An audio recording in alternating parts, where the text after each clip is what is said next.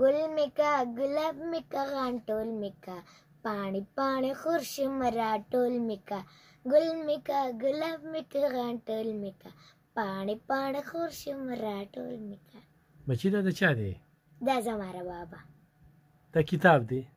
او جی. تا ته د خپل بابا څه شعرونه یاد دي؟ او جی. وایه راته کنه لږه.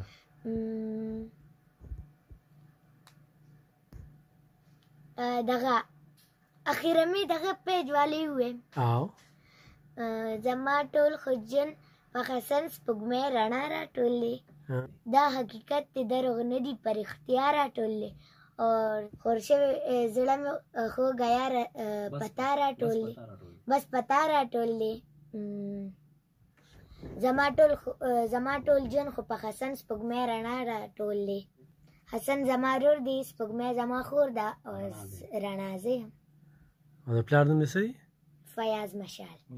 او فیاض مشال چې کوم دی نو ریډیو کې خو زه ته پروګرام کې که نه د هغه کوم الفاظ او هغه څنګه سټارټلي څه دې زده کړي؟ ګل ګل اورېدونکو زه یم ستاسو کشر ستاسو خپل فیاض مشال. او مور دې ریډیو اوري که نه؟ او جی. او تا چې ریډیو ته را پرېږدي نو څه وایي دا ته؟ ما ته وی خپلو مینهوالو سره په مینه خبرې وکړه تا ته څه نعت او ښایسته ښایسته خبرې وکړه پروګرام په حواله څه خبرې وکړه. او سپوږمۍ څه تا ته څه نعت څه درته یاد دي؟ لکه څنګه؟ ګانا سندره یا څه نعت څه درته یاد دي؟ نعت ما ته یاد دي. ووایه لږ.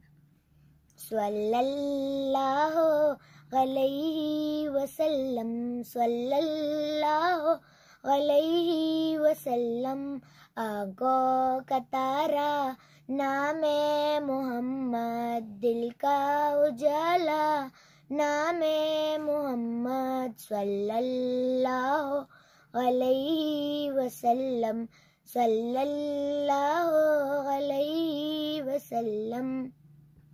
ګرانو کتونکو دا د فیاض مشال زمونږ ستر شاعر ستر آرجې د هغې لورکۍ ده او مونږ ریډیو ته رابللې وه خصوصي پروګرام مو سره وکړو خو دا لږ شانتې ریکارډینګ تاسو سره شریک کړه او کامیابي وله غواړو دعاګویو ورته چې مستقبل کې دا یو ښه وګړی یو تکړه بچی چې کومه ده مخې ته راشي او سکول خو یې سویم کې که نه 6 کې صحیح ده بیا رسېدلې ده نو سپوږمۍ او سپوږمۍ ده ماشاءالله رڼا یم ښه رڼا او سپوږمۍ دې خور ده.